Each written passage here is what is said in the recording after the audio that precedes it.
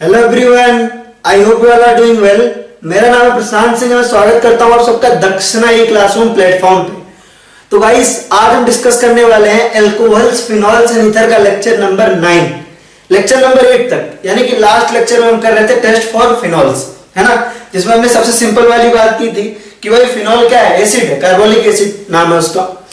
उसको अगर हम लिटमस में, ब्लू लिटमस में डिसॉल्व करते हैं तो ब्लू लिटमस को सिंपल रेड कलर में कन्वर्ट कर देता है। हम क्लास एलकेजी यूकेजी से पढ़ रहे हैं, है ना, कि भाई एसिड्स जो है वो क्या करते हैं, लिटमस को ब्लू से रेड में कर देते हैं। ये तो खैर सारे एसिड्स करेंगे जो भी अच्छे वाले होंगे, लेकिन फिर हमने जो इंपॉर्टेंट देखा था वहां से उसके बाद हमने इंपॉर्टेंट देखा था, ये वाला बहुत ज्यादा इंपॉर्टेंट है, न्यूट्रल FeCl3 वाला, है ना, कि न्यूट्रल FeCl3 के साथ जब फिनॉल का रिएक्शन होता है तो वायलेट कलर का कॉम्प्लेक्स बनता है। किस कलर का बनता है? वायलेट कलर का कॉम्प्लेक्स बनता है। ठीक है, यानी कि अगर किसी कंपाउंड को न्यूट्रल FeCl3 में हम डालते हैं तो अगर वायलेट कलर का कॉम्प्लेक्स फॉर्मेशन हो रहा है, इसका मतलब मोस्ट प्रोबेबली वो क्या है, फिनॉल, है ना। वैसे तो इनॉल भी ये वाला, इनॉल्स भी ये वाला जो है टेस्ट देते हैं। अगर आप इनॉल्स को जो है न्यूट्रल FeCl3 में डालोगे तो वायलेट कलर का कॉम्प्लेक्स देखेंगे, है ना, देंगे। ठीक है, तो आज हम देखेंगे उसके आगे, है ना। उससे पहले आई होप आप सभी स्वस्थ होंगे, मस्त होंगे, जबरदस्त होंगे, अपने अपने फैमिली का ध्यान रख रहे होंगे, सोशल डिस्टेंसिंग मेंटेन कर रहे होंगे। तो स्टार्ट करेंगे आज का लेक्चर। हाथ में लीजिए पेन एंड पेपर, चेहरे पे लीजिए एक बड़ी सी स्माइल, राइट। ठीक है, तो स्टार्ट करेंगे आज एक क्वेश्चन के साथ। अच्छा क्वेश्चन है, कह रहा है कि एक कंपाउंड है आपका, क्वेश्चन कह रहा है आपसे कि एक कंपाउंड है जिसका फॉर्मूला है आपका C7H8O। क्या है आपका फॉर्मूला? C7H8O। ऐसा करके आपका एक कंपाउंड है ना, क्या है? C7H8O। पूछ रहा है कि ऐसे कितने स्ट्रक्चर्स पॉसिबल होंगे, है ना। कह रहा है कि भाई ये आपका न्यूट्रल FeCl3 के साथ जब रिएक्ट कर रहा है, ये आपका न्यूट्रल FeCl3 के साथ जब रिएक्ट कर रहा है तो क्या कर रहा है आपका, तो वायलेट कलर का कॉम्प्लेक्स दे रहा है। किस कलर का कॉम्प्लेक्स दे रहा है आपका? वायलेट कलर का कॉम्प्लेक्स दे रहा है ना। ऐसा भी कह सकते हैं कि वायलेट कलर का कॉम्प्लेक्स दे रहा है। क्वेश्चन में दे सकता है कि भाई C7H8O जब न्यूट्रल FeCl3 के साथ रिएक्ट करता है तो वायलेट कलर का कॉम्प्लेक्स दे रहा है, ऐसा करके क्वेश्चन में दे सकता है। इसके अलावा ऐसा भी दे सकता है कि पॉजिटिव न्यूट्रल FeCl3 टेस्ट, ऐसा भी कह सकते हैं कि पॉजिटिव न्यूट्रल FeCl3 टेस्ट कौन देता है? Positive neutral FeCl3 test. Neutral FeCl3 test positive आने का मतलब क्या है कि अगर FeCl3 से आप उसको डिसॉल्व कर रहे हो, है ना, FeCl3 से अगर आप उसको मिला रहे हो तो आपको वायलेट कलर का कॉम्प्लेक्स मिलेगा। इसका मतलब ये हुआ। तो अगर जो है आप कह रहा है क्वेश्चन में कि C7H8O एक फॉर्मूले का कंपाउंड है ना, उसको जब न्यूट्रल FeCl3 में डिसॉल्व कर रहे हैं, न्यूट्रल FeCl3 में डिसॉल्व कर रहे हैं तो आपको वायलेट कलर कॉम्प्लेक्स मिल रहा है। तो how many structures are possible? ऐसे कितने स्ट्रक्चर पॉसिबल होंगे? How many structures are possible?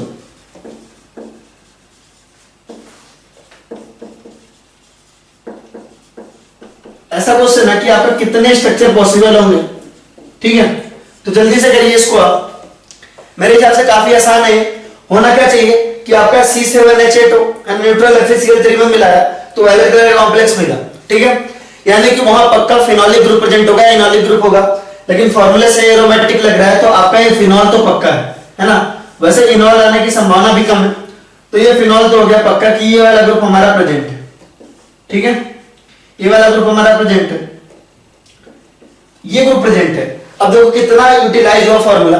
Formula हो गया यूटिलाइज C6H5 और OH यूटिलाइज हो गया। अभी भी अपने को एक कार्बन एक्स्ट्रा चाहिए, अभी भी अपने को क्या चाहिए? एक कार्बन एक्स्ट्रा चाहिए, क्योंकि फॉर्मूले में आपको क्या दिया हुआ है? फॉर्मूले में दिया हुआ है C7H8O। क्या दिया हुआ है आपको? C7H8O दिया हुआ है, यानी कि हमको एक कार्बन एक्स्ट्रा करना है। अब देखो वो कार्बन कहां लग सकता है? यहां तो नहीं लग सकता, है ना। क्यों? क्योंकि फिनॉलिक ग्रुप होना ही चाहिए। तो ये बिल्कुल फिक्स है कि ये तो प्रेजेंट होगा ही होगा, ये बिल्कुल फिक्स है कि ये तो प्रेजेंट होगा ही होगा। ठीक है, अब क्या होगा? साथ में एक कार्बन और लगाना है, तो वो कार्बन कहां लग सकता है आपका? वो कार्बन आपका लग सकता है ऑर्थो पे। कहां लग सकता है आपका? ऑर्थो पे लग सकता है। और कहां लग सकता है आपका? पैरा पे लग सकता है। और कहां लग सकता है आपका? मेटा पे लग सकता है। तो basically these are nothing but ortho, meta and para cresol. All are cresols, है ना। Ortho, meta and para cresols है। क्रिसोल्स ही तो है ना, ortho, meta and para cresols. तो बेसिकली कितने स्ट्रक्चर्स पॉसिबल हुए आपके? 3 स्ट्रक्चर पॉसिबल हुए। क्या हुए, आपके 3 स्ट्रक्चर्स पॉसिबल हुए। तो मेरे हिसाब से काफी इजी और अच्छा क्वेश्चन था, ठीक है, आसान है। नेक्स्ट देखते हैं जो टेस्ट हमारा नेक्स्ट इंपॉर्टेंट है, थोड़ा फनी सा नेम है। नेम है टेस्ट का लाइबरमैन नाइट्रोसो टेस्ट। क्या नाम है आपका? लाइबरमैन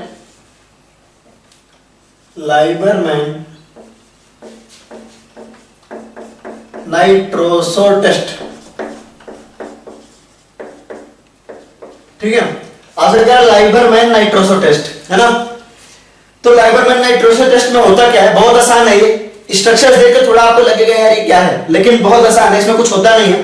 बेसिकली 2 यूनिट्स हम लेते हैं फिनॉल की, 2 मॉलिक्यूल हम लेते हैं फिनॉल के, ठीक है। इनका रिएक्शन हम किससे कराते हैं? इनका रिएक्शन हम कराते हैं HNO2 से करवाते हैं। किससे करवाते हैं? HNO2 से करवाते हैं। अब आपको मैंने बताया है कि HNO2 जो है, HNO2 डायरेक्टली न लेकर के हम चाहे तो NaNO2 प्लस HCl भी ले सकते हैं। क्या ले सकते हैं? आपका NaNO2 प्लस HCl। अगर आपका NaNO2 प्लस HCl है तो ये दोनों कंबाइन करके भी क्या बनाने वाले हैं? आपका ये दोनों कंबाइन करके भी HNO2 ही बनाने वाले हैं, राइट। तो अगर ये दोनों कंबाइन करके HNO2 बनाने वाले हैं तो सिंपल सी बात है, या तो हम NaNO2 HCl लें या तो हम HNO2 लें, बात वही है, ठीक है। अगर ऐसा लेते हैं आपका फिनॉल के साथ रिएक्शन कराने पे जो बनता है वो क्या बनता है, थोड़ा ध्यान से देखेंगे। आपका इस तरह का बनता है कंपाउंड, देखिए बिल्कुल। आप एक फिनॉलिक ग्रुप ऐसे रहने दीजिए और दूसरे को क्या करिए, इस तरह कंपाउंड बनता है। ये स्ट्रक्चर याद रखना इंपॉर्टेंट नहीं है बिल्कुल भी, ठीक है।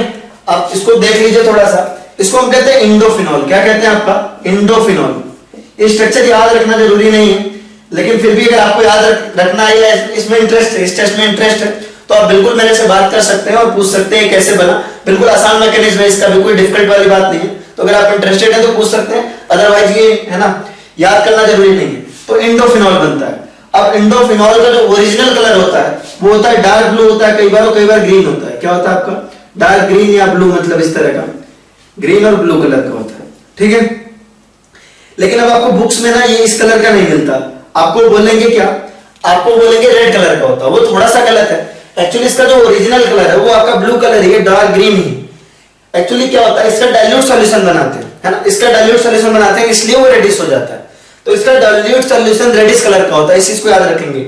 इसका कलर तो ग्रीन और ब्लू ही होता है। तो अगर इसको हम डाइल्यूट करें, है ना, इस इंडोफिनॉल को इधर लिख लेते हैं। अगर इंडोफिनॉल को हम डाइल्यूट करते हैं, इंडोफिनॉल को हम डाइल्यूट करेंगे, ठीक है, तो ये किस कलर का हो जाएगा? बिल्कुल याद रखेंगे, मैं रेड कलर से ही लिख रहा हूं, रेड कलर। तो ये रेड कलर का हो जाएगा। किस कलर का हो जाएगा? रेड कलर का हो जाएगा। तो कई सारी बुक्स में डायरेक्टली लिख देता है कि इंडोफिनॉल रेड कलर का होता है। यानी कि जब आपने अभी तक हमने इसमें कुछ नहीं देखा कि भाई अगर फिनॉल का रिएक्शन हम NaNO2 प्लस HCl से करवा रहे हैं या HNO2 से करवा रहे हैं, फिनॉल का रिएक्शन HNO2 या NaNO2 प्लस HCl से करवा रहे हैं, तो हमको मिलता है इंडोफिनॉल। क्या मिलता है? इंडोफिनॉल, ठीक है। ये स्ट्रक्चर याद करना जरूरी नहीं है, लेकिन अगर फिर भी आपको इंटरेस्ट है तो आप पूछ सकते हैं कैसे बना। आसान है बहुत ज्यादा, इसमें कोई डिफिकल्ट वाली बात नहीं है, ठीक है। चलिए देखिए, अब देखिए इंडोफिनॉल है, इसको है ना, इसका एक्चुअल कलर जो होता है डार्क ग्रीन और ब्लू कलर का होता है, लेकिन अगर उसको डाइल्यूट करते हैं तो रेड कलर का होता है। किस कलर का होता है? रेड कलर का होता है, ठीक है। तो बेसिकली इसको डाइल्यूट करने पे क्या हो रहा है? रेड कलर का हो जा रहा है, ठीक है।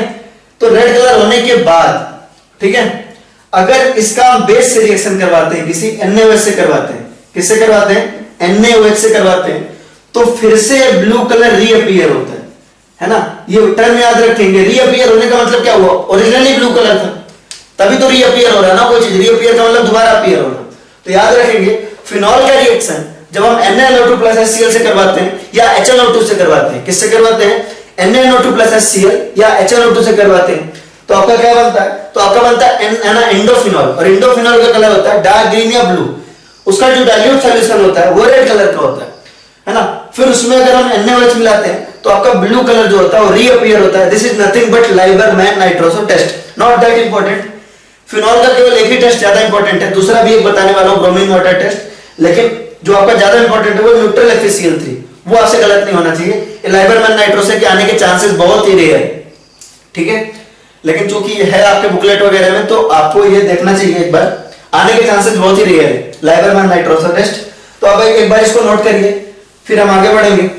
अगला जो हमारा टेस्ट है वो है ब्रोमीन वाटर टेस्ट। क्या है आपका? Bromine water test. चलिए देखते हैं ब्रोमीन वाटर टेस्ट क्या है। आपका Br2CCl4 तो हम यूज करते थे किसके लिए? टेस्ट ऑफ अनसैचुरेशन के लिए। किसके लिए यूज करते थे? टेस्ट ऑफ अनसैचुरेशन के लिए।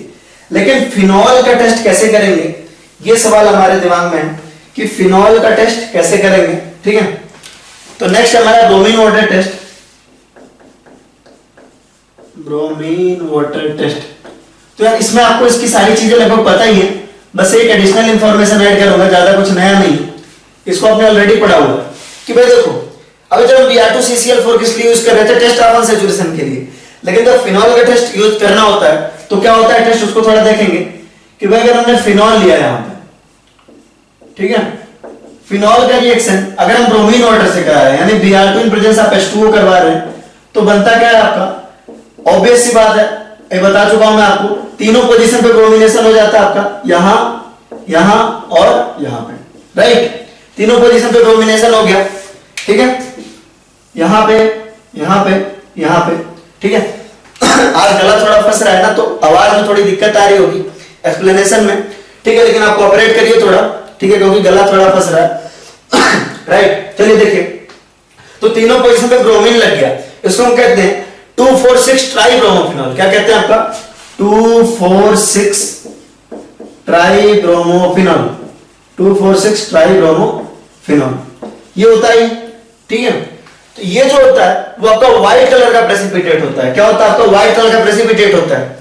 अरे यार, कभी आपने वो बिल्कुल सूखी हुई चीज देखी है क्या? बिल्कुल चीज जो होती है, आप डाल दो ना, आप चीज बर्गर खाते हो, वड़ा पाव में भी आप चीज वड़ा पाव खाते हो, इस तरह की चीजें खाते हो ना, तो जो बिल्कुल सूखी हुई चीज होती है ना, सूखी हुई चीज भी क्या कहें, मतलब समथिंग बिटवीन चीज एंड कपूर, कपूर तो जानते हो आप ना, उस तरह का व्हाइट कलर का प्रेसिपिटेट होता है ना, बिल्कुल व्हाइट कलर का प्रेसिपिटेट अपीयर होता है, देखने में अच्छा लगता है, ठीक है। अगर आप क्लासरूम में होते तो मैं आपको दिखाता फोन से, यहाँ फोन सही से आएगा नहीं, तो बेसिकली व्हाइट कलर का प्रेसिपिटेट निकलता है, व्हाइट कलर का प्रेसिपिटेट बनता है, that indicates the presence of phenol, white colour का प्रेसिपिटेट बनता है, ठीक है, राइट। तो ये हो गया आपका ब्रोमीन वाटर टेस्ट, ठीक है। नेक्स्ट जो टेस्ट है वो है आपका एजोडाई टेस्ट। क्या है आपका? Azo dye test, azo dye test. ये आपका पूरी तरह से, ये जो टेस्ट है वो आपका पूरी तरह से एमाइन्स चैप्टर का है। नाइट्रोजन कंटेनिंग कंपाउंड में हम इसको पढ़ेंगे, डिटेल में पढ़ेंगे, नाइट्रोजन कंटेनिंग कंपाउंड में हम इसको डिटेल में पढ़ेंगे एजोडाई टेस्ट को। लेकिन अभी हम देख लेते हैं कि होता क्या है, कि भाई अगर हमने फिनॉल का रिएक्शन, कह रहा है कि फिनॉल का रिएक्शन अगर हमने इससे करवाया, बेंजीन डाइजेनियम क्लोराइड से करवाया, PH2N2+ Cl- से करवाया, तो होना कुछ नहीं है, ये वाला जो ग्रुप है ना, याद करने का सिंपल तरीका है कि ये वाला जो ग्रुप है वो सिंपली यहां जाके लग जाएगा, ठीक है। तो अब देखो, एज इट इज आप फिनॉल बना लो, फिनॉल आपने बनाया, ठीक है, और इस पोजीशन पे क्या आएगा आपका? नाइट्रोजन, नाइट्रोजन और पीएच, पीएच यानी कि आपकी फिनाइल रिंग ही तो है, ठीक है। ये आपका इस तरह का बन जाएगा, ठीक है, ध्यान देंगे। तो कुछ नहीं किया हमने, सिंपली इसको जाके यहां अटैच कर दिया। डोंट वरी, इस रिएक्शन को हम फिर से नाइट्रोजन कंटेनिंग कंपाउंड में पढ़ने वाले हैं। तो ये आपका नाइट्रोजन अटैच हो जाएगा, इस लिंकेज को हम कहते हैं एजो लिंकेज। क्या कहते हैं हम इसको? हम कहते हैं एजो लिंकेज। क्या कहते हैं हम इसको? एजो लिंकेज कहते हैं। और इसका कलर क्या होता है? इसका कलर होता है ऑरेंज। क्या होता है आपका? ऑरेंज कलर होता है। इस कंपाउंड का कलर होता है आपका ऑरेंज, याद रखेंगे, ये ऑरेंज कलर होता है। ऑरेंज कलर की डाई बनती है, क्योंकि ये जो है आपका एजो, यहां पे एजो लिंकेज है, इसीलिए इसे एजोडाई टेस्ट भी कहते हैं। क्या कहते हैं? एजोडाई टेस्ट कहते हैं, राइट। तो काफी आसान है। अब ऑब्वियस सी बात है, इसमें हुआ क्या, एक फिनाइल रिंग थी, उसकी दूसरी फिनाइल रिंग के साथ क्या हो रही है? कपलिंग हो रही है। क्या हो रही है? कपलिंग हो रही है। एक हमारे पास क्या है? फिनाइल रिंग है ऑलरेडी, हमारे पास यहाँ दूसरी फिनाइल रिंग है, मतलब फिनॉल है और उसके पास फिनाइल रिंग भी है, तो दोनों की क्या हो रही है? कपलिंग हो रही है।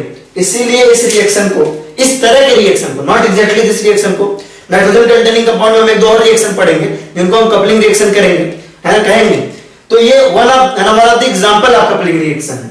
तो ये क्या है आपका? एग्जांपल ऑफ कपलिंग रिएक्शन है, कपलिंग रिएक्शन, कपलिंग रिएक्शन, ठीक है। कपलिंग का मतलब तो आपको बहुत बेहतर तरीके से मालूम होगा, सिंपल सी बात है। यहाँ पे ये है आपका, ये और ये है ना, तो यहाँ पे कपल हो जा रहे हैं ना दोनों, राइट। तो कपलिंग रिएक्शन है, सिंपल सी बात है। ये वन ऑफ द एग्जांपल है कपलिंग रिएक्शन का। इसके अलावा और पढ़ेंगे हम, तो नाइट्रोजन कंटेनिंग कंपाउंड पढ़ेंगे, लेकिन चूंकि ये फिनॉल का टेस्ट था तो हमको इसमें डिस्कस करना था ताकि आपका एक साथ आ जाए। तो सिंपल सी बात है यार, टेस्ट के लिए अब तक हमने जो चीजें देखी, टेस्ट के लिए हमने देखा कि भाई अगर हमने फिनॉल को है ना ब्लू लिटमस के साथ डाला तो रेड कलर कर देगा, न्यूट्रल FeCl3 के साथ रिएक्ट करवाया तो वायलेट कलर का एक कॉम्प्लेक्स बनेगा, है ना। लाइबरमैन नाइट्रोजन टेस्ट में अगर उसका हमने रिएक्शन HNO2 या NaNO2HCl से करवाया तो जो उसका ओरिजिनल कलर होता है डार्क ग्रीन या ब्लू, है ना, उसको फिर डाइल्यूट अगर कराते हैं, मतलब उसको और डाइल्यूट करते हैं तो रेड कलर आता है। क्या आता है? रेड कलर आता है। ठीक है, फिर उसका बेस के साथ रिएक्शन कराते हैं तो ब्लू कलर आपका रीअपीयर होता है। ब्लू कलर क्या होता है? आपका रीअपीयर होता है, राइट। ये होता है आपका लाइबरमैन नाइट्रोजन टेस्ट। फिर आता है आपका ब्रोमीन वाटर टेस्ट जो कि आपका व्हाइट कलर का प्रेसिपिटेट बनाता है ना, 2,4,6 ट्राइब्रोमोफिनॉल। ठीक है, फिर आपका एजोडाई टेस्ट। एजोडाई टेस्ट में क्या आपका कपलिंग रिएक्शन होगी, कपलिंग रिएक्शन होगी आपका क्या बनेगा? ऑरेंज कलर बनेगा। क्या होगा आपका? ऑरेंज कलर बनेगा। ठीक है, तो ब्रोमीन वाटर टेस्ट ये फिनॉल के लिए है स्पेसिफिक। ठीक है, बाकी अब Br2CCl4 से तो आप टेस्ट ऑफ अनसैचुरेशन करवाते ही हो। ठीक है, चलिए तो हो गया आपका ब्रोमीन वाटर टेस्ट और एजोडाई टेस्ट हो गया। ठीक है, नेक्स्ट ये आपका टेस्ट वाले पोर्शन खत्म हो गए। ठीक है यार, ये बड़ा ज्यादा चीजें, मतलब ये कलर वलर याद करना तो बड़ा दर्द वाली बात है मेरे लिए तो था, मतलब। ठीक है, और अगर आप पूरा सारा कलर वलर मतलब बहुत सारा याद करना होता है ना केमिस्ट्री में, तो ऑर्गेनिक में तो थोड़ा कम, लेकिन ओवरऑल तो ज्यादा याद करना होता है।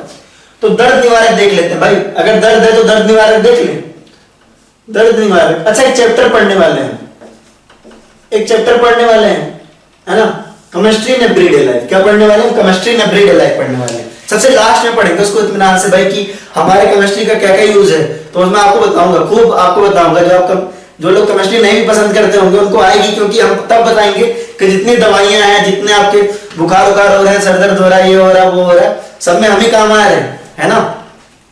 तो उसमें हम पढ़ेंगे दर्द निवारक। दर्द निवारक को हम इंग्लिश में कहते हैं एनाल्जेसिक। क्या कहते हैं? एनाल्जेसिक भी कहते हैं, एनाल्जेसिक भी कहते हैं। ठीक है, दर्द निवारक को हम क्या कहते हैं? एनाल्जेसिक भी कहते हैं। तो जो एनाल्जेसिक होता है ना, वो बहुत सारे कंपाउंड हो सकते हैं। उसमें से एक बहुत फेवरेट कंपाउंड आपका एस्पिरिन। क्या है आपका? एस्पिरिन। एस्पिरिन एक तरह का दर्द निवारक है ना। दुनिया में कितना गम है? नहीं, दुनिया में कितना गम नहीं, दर्द पड़ रहे थे हम। दुनिया में कितना दर्द है मान लो उसको, है ना। तो दर्द हम खत्म करने वाले हैं आपका भी, किसके थ्रू? एस्पिरिन के थ्रू। अब एस्पिरिन होता क्या है ना, ये तो आपका टेस्ट वाला पोर्शन था, वो कंप्लीट हो गया। एस्पिरिन क्या होता है उसको देखते हैं। एस्पिरिन इज नथिंग बट, चलो एस्पिरिन कैसे बनाएंगे इसको देख लेते हैं। एस्पिरिन होता क्या है? एस्पिरिन होता है आपका सिंपल, आपका काम करो, आप सैलिसिलिक एसिड बना लो। क्या कर लो? आप सैलिसिलिक एसिड बना लो। तो चलो भाई हम एक काम करते हैं, सैलिसिलिक एसिड बना लिया, राइट। सैलिसिलिक एसिड बना लिया, इससे हमें कोई दर्द नहीं। ठीक है, सैलिसिलिक एसिड बना लिया। अब आप क्या करो, यहाँ O से हाइड्रोजन हटाओ और यहाँ पे आप COCH3 लगा दो। ये होता है आपका एस्पिरिन। क्या होता है आपका? एस्पिरिन। और ये आपका क्या करेगा? दर्द कम करेगा। क्या करेगा? आपका दर्द कम करेगा। फिलहाल अभी तो मेरा दर्द बढ़ाएगा, आपका भी दर्द बढ़ाएगा, क्योंकि इसको हमको पढ़ना है। पढ़ लोगे तो उसके बाद दर्द कम करेगा। ठीक है, तो इसको बनाएंगे कैसे? क्या तरीका हो सकता है इसको बनाने का? अगर मैं कहूं फिनॉल से ये बनाना है, ठीक है, हमने कहा भाई फिनॉल से एस्पिरिन बनाना है, तो क्या तरीका हो सकता है? आपको क्या लग रहा है क्या करूं मैं, है ना। तो मुझे जितना लग रहा है पर्सनली कि मैं एक काम करता हूं, पहले तो मैं यार सैलिसिलिक एसिड ही बना लेता हूं। तो हमने फिनॉल लिया, ठीक है, तो हमने इसका रिएक्शन पहले कराया भाई। सैलिसिलिक एसिड कैसे बनेगा? कोल्स स्मिथ रिएक्शन से, है ना, कोल्स रिएक्शन से बनेगा, यानी कि NaOH CO2 से रिएक्शन होगा, एसिड और हीट करेंगे तो आपका क्या बनेगा? आपका यहां पे बनेगा आपका सैलिसिलिक एसिड। क्या बनेगा आपका? सैलिसिलिक एसिड बन जाएगा, राइट। सैलिसिलिक एसिड बन गया। एक और तरीका है इसका, राइमर टाइमर में कार्बोक्सिलेशन वाला। राइमर टाइमर में अगर आप कार्बोक्सिलेशन करवाओ तब भी तो यही बनेगा। क्या करना पड़ता है उसके लिए? बेस लेना पड़ता है NaOH या KOH, CCl4, CHCl3 लेते तो एल्डिहाइड बनता। आपके एक बार नीट में तो डायरेक्ट क्वेश्चन पूछा जा चुका है। नीट आई थिंक वो 2014-15 का क्वेश्चन है, 13 का भी हो सकता है, नीट 2013, 14 या 15 ऐसे किसी का है। अगर ये गलत हो तो माफ कर देना मुझे। तो उसमें पूछा था, सिंपल क्वेश्चन था कि राइमर टाइमर रिएक्शन में यानी कि CHCl3 in presence of NaOH में कौन सा फंक्शनल ग्रुप बनता है? सिंपल, है ना। उसमें आपका कार्बोक्सिलिक एसिड दिया होता है, एल्डिहाइड दिया था, तो aldehyde is the correct answer, है ना, एल्डिहाइड था आपका। तो आपका क्या मतलब सैलिसिलिक एल्डिहाइड ही तो बनता है। यहां C-OH की जगह CHO आ गया था। इतने इजी क्वेश्चन आते हैं, तो हर एक चीज आप रिवाइज करते रहें, आपके लिए पेपर बहुत आसान हो जाएगा। ठीक है, चलो। आप में से किसी एक बच्चे ने मुझे एक बार बोला था कि मतलब बच्चे ने क्या, मतलब सभी ऐसी बातें करते हैं कि नीट एंड एम सब मर्ज हो गया, ठीक है, नीट एंड एम सब मर्ज हो गया तो क्वेश्चन डिफिकल्ट भी आ सकता है। तो सिर्फ प्रीवियस ईयर में ना ही मतलब हम अच्छे अच्छे भी और क्वेश्चंस करेंगे, प्रीवियस ईयर करने से तो हमको एग्जैक्ट आइडिया लगता है। इसके अलावा जो असाइनमेंट है और आपके पास जो भी स्टैंडर्ड बुक हो, MS चौहान हो, नीट वाली या कोई भी हो, मतलब आप उससे क्वेश्चन लगाएं और बढ़िया से लगाएं, है ना। ये मत देखिए कठिन है आसान है, क्योंकि क्वेश्चन कठिन आसान नहीं होता। अगर आपका कॉन्सेप्ट अच्छा है तो वो क्वेश्चन होगा सॉल्व, राइट। चलिए, तो ये आपका NaOH है। अगर इसका फिर हमने H+ और हीट करवाया तब भी आपका ये बनेगा कार्बोक्सिलेशन होगा, रैमर डायमंड कार्बोक्सिलेशन हो जाएगा, राइट। यहां तक तो हम पहुंच गए। तो यार देखो यहां से हमको फिनॉल से ये बनाना था, हमको एस्पिरिन फॉर्मेशन करनी थी। क्या करनी थी?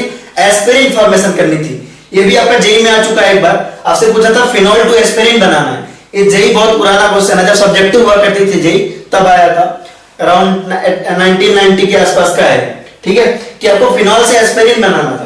तो भाई फिनॉल से एस्पिरिन बनाना है, यानी फिनॉल से ये वाला कंपाउंड बनाना है, इस शक्ल का कंपाउंड बनाना है। तो पहले तो मैंने काम कर लिया, मेरा जितना दिमाग काम कर रहा है मैंने ये कर लिया, ठीक है, यहाँ कार्बोक्सिलिक एसिड बना लिया। और हमको करना क्या है? अब हमको करना सिर्फ ये है कि यहाँ पे H की जगह CH3CO आ जाए, राइट। अगर ये वाला ग्रुप हमको लगाना है तो कैसे लगेगा आप बताओ, है ना। क्या कर सकते हैं हम इसके लिए? हम कर सकते हैं कि भाई इसका रिएक्शन हम किसके साथ करवा दें? इसका रिएक्शन हम करवा देंगे। थोड़ा साफ सुथरा लिखना है यार आप लोग, मेरे पास इधर जगह नहीं है इसलिए मैं इधर लिख रहा हूं, आप थोड़ा साफ सुथरा नोट्स बनाना, ठीक है। चलो, तो इसका रिएक्शन हम करवा दें किसके साथ? हमको CH3CO ही तो चाहिए, तो अगर इसका रिएक्शन हम CH3COCl से करवा दें तो हमको ये वाला ग्रुप मिल जाएगा। देखो हमको ये वाला ग्रुप मिल जाएगा, ये वाला ग्रुप मिल जाएगा, और यहाँ हाइड्रोजन हटा के इसकी जगह क्या हो जाएगा? रिप्लेस कर देगा। तो मैं तो बाहर चला जा रहा हूँ फ्रेम के, लेकिन आपको ये कंपाउंड दिख रहा होगा, देखिएगा आपको ये मिल जाएगा, एस्पिरिन मिल जाएगा। यहाँ आ जाएगा आपका CO और आ जाएगा CH3 और यहाँ पे आ जाएगा COOH, ठीक है। तो आपको देखिए एस्पिरिन फॉर्म हो गया, आपका एस्पिरिन फॉर्म हो गया, बिल्कुल देखिए CH3COCl से करवा दिया। इसके अलावा अगर आप CH3COCl नहीं लेना चाहते तो आप एनहाइड्राइड भी ले सकते हो, आपको बताया था आप एनहाइड्राइड भी ले सकते हो। आप चाहो तो CH3COCl लो और या तो आप एनहाइड्राइड लो। अगर आप एनहाइड्राइड ले लोगे तब भी काम चल जाएगा आपका CH3COCH3। तो होता क्या है ना, अगर आप CH3COCl लेते हो तो आपको ये वाला ग्रुप मिलता है, अगर आप एनहाइड्राइड लेते हो तब भी आपको यही वाला ग्रुप मिलता है। ये वाला ग्रुप आपका क्या होगा? यहाँ सब्स्टिट्यूट हो जाएगा और क्या बनाएगा? आपका एस्पिरिन बनाएगा। क्या बनाएगा? एस्पिरिन बनाएगा। तो देख लो क्या बनाएगा,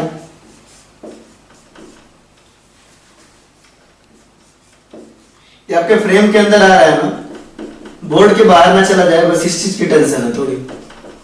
एस्पिरिन बन गया, मेरे हिसाब से आ रहा है अंदर, राइट। देखो बिल्कुल आ रहा है, तो एस्पिरिन बन गया। तो आप देखो सिंपल आपने क्या किया यहाँ पे, आपने सिंपल क्या किया, ये जो है आपका फिनॉल लिया, फिनॉल का कार्बोक्सिलेशन करवाया, कार्बोक्सिलेशन करवाया NaOHCO2, है ना। कार्बोक्सिलेशन हुआ, ये बना, है ना। फिर या तो चाहो सॉरी कार्बोक्सिलेशन से ये बना, है ना, ये आपका कार्बोक्सिलेशन करवाया, सॉरी ये आपका कार्बोक्सिलेशन था और ये आपका कोल्स रिएक्शन था, ये आपका था कोल्स रिएक्शन और ये आपका क्या था? राइवल डायमंड में कार्बोक्सिलेशन वाला पार्ट, ठीक है। तो भी आपका ये बन जाएगा। उसके बाद आपने चाहे तो CH3COCl से करवाया या आपने एनहाइड्राइड से करवाया, आपको क्या होगा? ये वाला पोजीशन आपका हाइड्रोजन हटा के क्या हो जाएगा? अटैच हो जाएगा। इस तरीके से हमारा एस्पिरिन फॉर्म हो जाएगा, ठीक है। तो आप एक बार इसको नोट करिए, ठीक है। अब हम आगे देखते हैं कि भाई अगर हमको ऐसे तो इंपॉर्टेंट नहीं है जो अब बताने वाला वो इंपॉर्टेंट नहीं है, लेकिन मान लो फिनॉल के हमको किसी पोजीशन पे, मान लो हमको पहला पोजीशन पे NO ग्रुप लगाना है। क्या लगाना है? आपका NO ग्रुप लगाना है, ठीक है। तो क्या करेंगे हम? NO ग्रुप लगाने के लिए क्या करना पड़ेगा? ऐसा कोई रिएजेंट लेना पड़ेगा जो आपका एज इलेक्ट्रोफाइल NO दे, है या नहीं? हमसे बोला गया भाई कि हमने फिनॉल लिया, हमसे बोला कि हमने फिनॉल लिया और फिनॉल के हमको पहला पोजीशन पे NO लगाना है। यहां पे हमको क्या करना है? NO लगाना है, ठीक है। ठीक है, तो जाहिर सी बात है हमको ऐसा कोई रिएजेंट लेना पड़ेगा जो NO इलेक्ट्रोफाइल दे, है ना, क्योंकि OH तो आपका ऑर्थो पैरा डायरेक्टिंग है ही, तो आपको ये चाहिए। तो बस सिंपल सी बात है, आपका फिनॉल जो है वो ऑर्थो पैरा डायरेक्टिंग है, ऑर्थो पैरा डायरेक्टिंग है तो मुश्किल कुछ नहीं, बस आपको ऐसा इलेक्ट्रोफाइल चाहिए जो आपको NO दे दे, राइट। तो आप HNO2 अगर ले लो, HNO2 है, याद रखना HNO3 नहीं है। HNO2 आपका क्या करता है? NO प्लस इलेक्ट्रोफाइल देता है। क्या देता है? आपका NO प्लस इलेक्ट्रोफाइल देता है। तो फाइनली NO यहाँ आके लग जाएगा। तो इतना इंपॉर्टेंट नहीं था, लेकिन मुझे बताना थोड़ा सही लगा कि ये बता देते हैं। ठीक है, तो याद रखिएगा। ठीक है, चलिए अब देख लेते हैं कुछ क्वेश्चन जो पहले आ रखे हैं, कुछ क्वेश्चन प्रैक्टिस करते हैं। अब देखते हैं क्वेश्चन, देखते हैं आईपीएमटी 2009 का क्वेश्चन देखते हैं। ये आपके आईपीएमटी 2009 में आया था, 2009 में आया था, काफी इजी क्वेश्चन है। ठीक है, ऐसे ही क्वेश्चन आते हैं। ठीक है, करके देखते हैं कि क्या आईपीएमटी 2009 में क्या क्वेश्चन आया था, उसको देखते हैं। 2009 में पूछा था कि आपको एक कंपाउंड दिया था फिनॉल, क्या दिया था आपको, फिनॉल दिया था। फिनॉल से बोला था कि अगर आप जिंक डस्ट से रिएक्शन करवाओगे, किससे करवाओगे आप, जिंक डस्ट से रिएक्शन करवाओगे, तो आपको एक्स कंपाउंड मिलेगा। क्या मिलेगा, एक्स कंपाउंड मिलेगा। एक्स का रिएक्शन आप CH3Cl से करवाओगे इन प्रेजेंस ऑफ एनाइड्रस Cl3, तो आपको क्या मिलेगा, Y मिलेगा। क्या मिलेगा आपको, Y मिलेगा। ठीक है, और उसका रिएक्शन आपका KMnO4 से करवाओगे, किससे करवाओगे, आपका KMnO4 से करवाओगे, तो आपको Z मिलेगा। अब इसमें जो है, अब ऑब्वियस सी बात है, ऑर्गेनिक केमिस्ट्री में क्वेश्चन तो आपके सारे चैप्टर से मिला के आते, केवल अल्कोहल से तो आएगा नहीं। तो ये वाला जो पार्ट था, ये इतना पार्ट हमने ऑलरेडी पढ़ लिया है, ये वाला पार्ट अभी हमको पढ़ना बाकी है ना। तो इतने पार्ट में क्या होगा, ठीक है, जैसा क्वेश्चन आया था कि XYZ क्या है, तो सिंपल सी बात है, अगर आप फिनॉल का, ये वाला पार्ट हमने केवल पढ़ा है, अभी तो सिर्फ इतना ही डिस्कस करेंगे।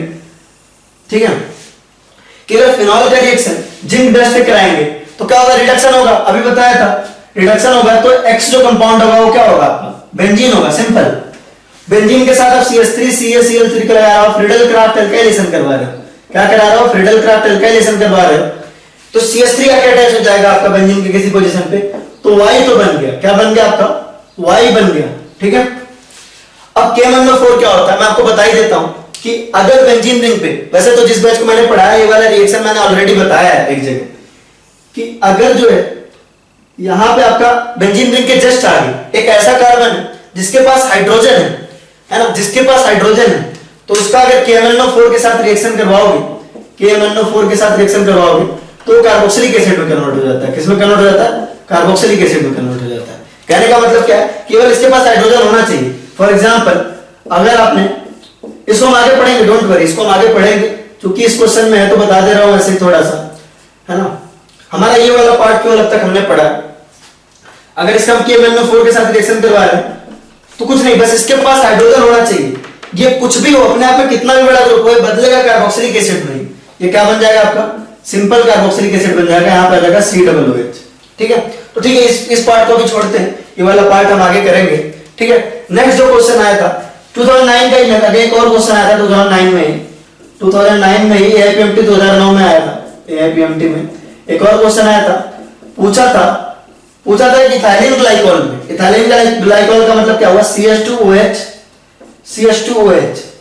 इथाइलिन ग्लाइकोल से अगर पर आयोडिक एसिड, किससे, पर आयोडिक एसिड से, पर आयोडिक एसिड से, पर आयोडिक एसिड क्या होता है आपका, HiO4। HiO4 के लिए पीएच टेक्निक बता रखी है आपको, नहीं बता रखी है क्या, बता रखी है। HiO4 की पीएच, इससे पूछा था कि क्या बनेगा, पीएच टेक्निक लगाते हैं। चलो, बेचारे के हाथ काट देते हैं, जिससे बना ये विसिनल एक ही सिस्टम है। हमने बीच से इसका बॉन्ड ब्रेक किया, जहां से हम ब्रेक करेंगे वहां पे हम क्या लगाएंगे, आपका CH2OH, और यहाँ पे आएगा आपका OH, यहाँ पे आएगा आपका CH2, यहाँ पे आएगा आपका OH, यहाँ पे भी आएगा आपका OH। राइट, तो क्या करना है, एक ही कार्बन पे दो OH अनस्टेबल होते हैं। यहां से आपको क्या करना है, ये निकाल लेना है, और यहां से आपको क्या करना है, ये निकाल लेना है। बना क्या फाइनली, देखिए बना आपका HCHO। क्या बना आपका, HCHO, और यहां पे बना आपका HCHO। ठीक है, तो 2 यूनिट ऑफ HCHO बनेंगे। इट वाज द आंसर, और स्ट्रेट फॉरवर्ड आपको था। आप क्वेश्चन देखते आपसे 10 सेकंड में हो जाता है ना, आप क्वेश्चन देखते आपसे 10 सेकंड में हो जाता है, बहुत आसानी से। ठीक है, राइट।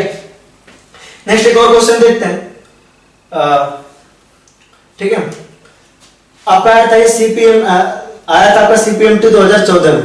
किसमें आया था आपका CPMT 2014 में। ठीक है, 2014 या 13 में आया था, मुझे एग्जैक्टली याद नहीं। ठीक है, देख लीजिएगा, ये गलत हो तो कोई बात नहीं, ये 2014 या 13 में आया था, उससे क्या लेना देना, आया था आपका AIPMT में।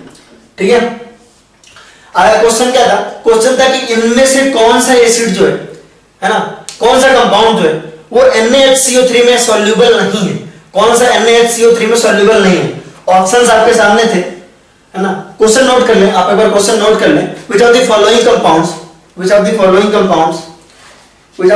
Compounds is not soluble in NaCO3। वैसे 2014 का ही क्वेश्चन है, लगभग कंफर्म है, ठीक है। In which of the following compound is not soluble in NaCO3। और कंपाउंड कौन कौन से दिए हुए थे? पहला था आपका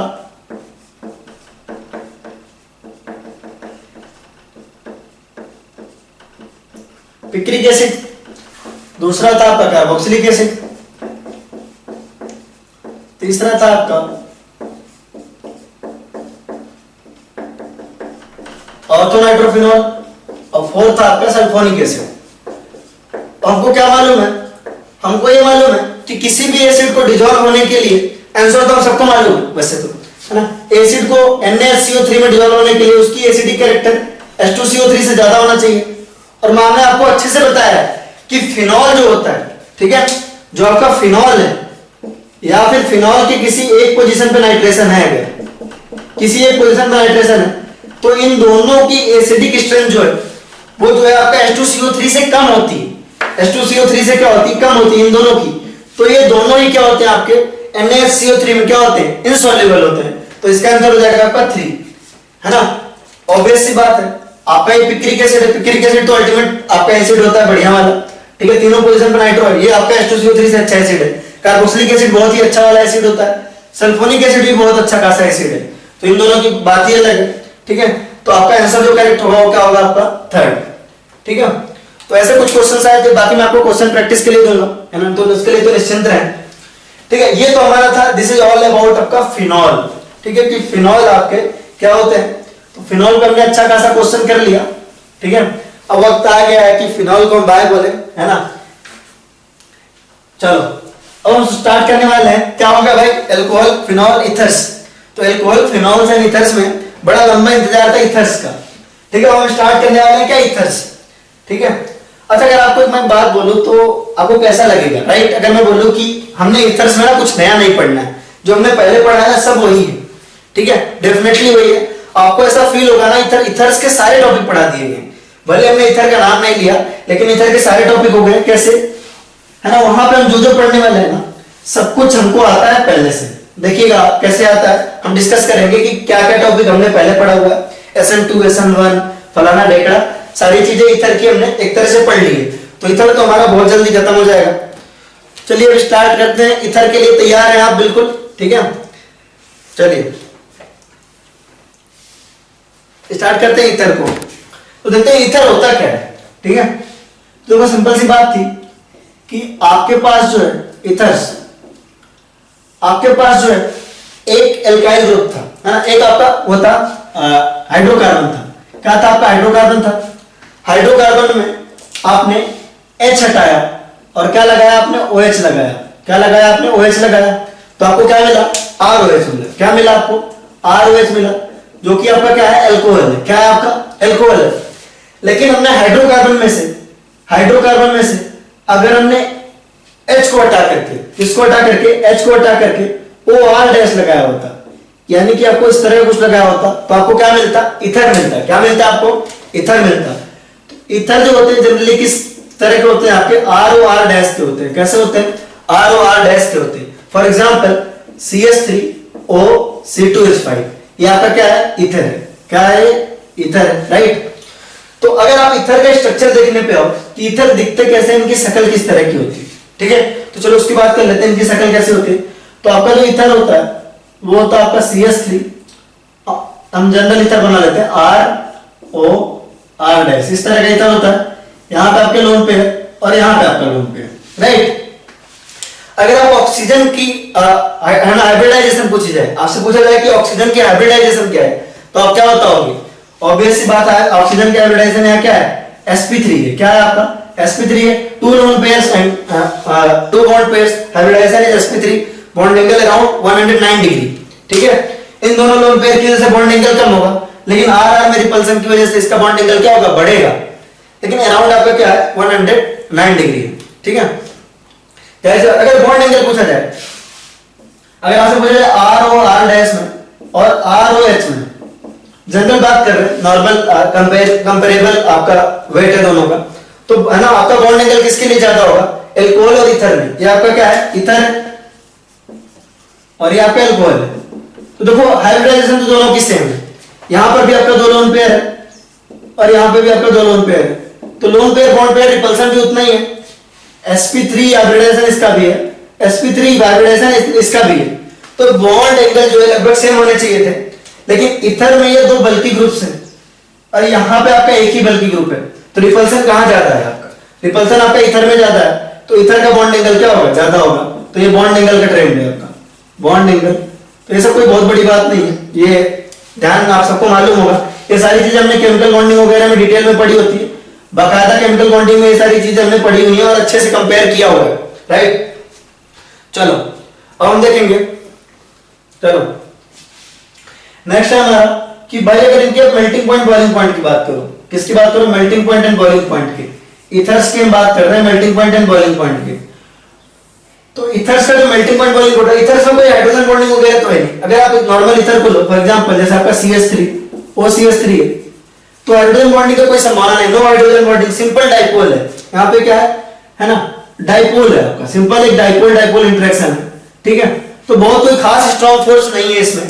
तो इसका जो boiling point and melting point होता है वो कंपेरेबल होता है किसके, इसके है ना समान हाइड्रोकार्बन्स के, कंपेरेबल टू किसके होता है आपके, comparable to hydrocarbons of same molecular weight, of same molecular weight. अगर आपका मॉलिक्यूलर वेट हाइड्रोकार्बन का और इसका सेम है दोनों, ठीक है। एल्कोहल्स में क्यों ज्यादा था, एल्कोहल्स में मेल्टिंग पॉइंट और बॉइलिंग पॉइंट ज्यादा क्यों था, क्योंकि वहां पर हाइड्रोजन बॉन्डिंग था, यहाँ पे हाइड्रोजन बॉन्डिंग है नहीं, तो इनका जो मेल्टिंग पॉइंट बॉइलिंग पॉइंट है वो लगभग इनके क्या होता है, ये इनके हाइड्रोकार्बन्स के, जो हाइड्रोकार्बन्स ऐसे जिनका मॉलिक्यूलर वेट इनके आसपास होता है उनके कंपेरेबल होता है, बिल्कुल उनके आसपास ही होता है मॉलिक्यूलर वेट। लेकिन जब सॉल्युबिलिटी पे आएंगे, तो थोड़ा सा केस अलग हो जाएगा, उसको देखते हैं, सॉल्युबिलिटी को देखते हैं, ठीक है। अगर आप सॉल्युबिलिटी की बात करो तो देखो ये जब आपस में एक साथ थे तो इनकी औकात नहीं थी कि हाइड्रोजन बॉन्डिंग करने, क्योंकि इनके पास कोई ऐसा हाइड्रोजन था ही नहीं जो इलेक्ट्रोनेगेटिव एटम से अटैच हो। यार हाइड्रोजन बॉन्डिंग के लिए हाइड्रोजन है ना फॉर्म में से किसी से है ना अटैच होने चाहिए, फ्लोरीन ऑक्सीजन या नाइट्रोजन में से किसी से अटैच होने चाहिए, लेकिन यहाँ पे कार्बन से अटैच है, तो यहाँ हाइड्रोजन बॉन्डिंग की कोई पॉसिबिलिटी नहीं है। लेकिन अगर इसको देखो आप, ठीक है, तो अगर इसको वाटर में डिसॉल्व करो, फॉर एग्जांपल इसको वाटर में डिसॉल्व किया हमने, तो होगा क्या, देखिए ध्यान समझिए। अब क्या है, यहाँ एक इलेक्ट्रोनेगेटिव एटम है, यहाँ पे क्या आपको एक इलेक्ट्रोनेगेटिव एटम दिया होगा और यहाँ पे आपका हाइड्रोजन है जो कि एक इलेक्ट्रोनेगेटिव एटम से अटैच है, तो यहाँ पे आपका हाइड्रोजन बॉन्ड फॉर्म हो जाएगा। क्या हो जाएगा आपका, हाइड्रोजन बॉन्ड फॉर्म हो जाएगा। तो देखिए आपका इनमें तो हाइड्रोजन बॉन्डिंग नहीं थी, तो मेल्टिंग पॉइंट बॉइलिंग पॉइंट कम थी, आपकी कंपेरेबल टू हाइड्रोकार्बन्स थी। लेकिन ये जो है आपके, ये जो आपके वाटर के साथ जब करेंगे तो आपका डाइपोल जो आपका इसका डाइपोल जनरेट होगा, यहाँ पे आपका आएगा स्लाइटली नेगेटिव, यहाँ पे आएगा स्लाइटली पॉजिटिव चार्ज। इसकी वजह से यहाँ क्या होगा, आपका हाइड्रोजन बॉन्डिंग होगा। क्या होगा, आपका हाइड्रोजन बॉन्डिंग होगा। और इस हाइड्रोजन बॉन्डिंग की वजह से जो इथर्स होंगे वो वाटर में क्या होंगे, सॉल्युबल होंगे। तो आप लिखोगे soluble in water, soluble in water as ethers form H bond with water, ether form H bond in with water। तो ये तो बेसिक इंट्रोडक्शन हो गया अबाउट ethers, ठीक है। तो ये आपको ऐसे भी आप बता लेते हैं, अगर आपसे पूछा जाता है रैंडम कि ये वाला कंपाउंड है वो वाटर में डिसॉल्व होगा कि नहीं है, उसका बॉइलिंग पॉइंट मेल्टिंग पॉइंट कितना होगा, तो आप वैसे भी बता ले जाते हैं इसको। तो हम देखेंगे अब आगे, ठीक है, कि भाई इथर्स वगैरह बनाते कैसे हैं या इसका कॉमन नेम वगैरह कैसा है, मतलब थोड़ा बहुत और चीज देखते हैं। तो इथर्स की नेमिंग पे मैंने आपको पहले ही दिन क्वेश्चन दिया था, तो नॉमेनक्लेचर तो हमको आता है, लेकिन फिर भी कुछ कॉमन नेम्स जो है, क्योंकि कॉमन नेम का तो कोई लॉजिक है नहीं, खास लॉजिक नहीं है, मतलब थोड़ा बहुत तो है, लेकिन कॉमन नेम्स को हमको याद रखने होते हैं। तो कुछ कॉमन नेम्स देखेंगे, इंपॉर्टेंट कॉमन नेम्स देखेंगे इथर्स में, कि हमारे कॉमन नेम इंपॉर्टेंट कौन कौन से हैं, ठीक है। देखेंगे इंपॉर्टेंट कॉमन नेम्स।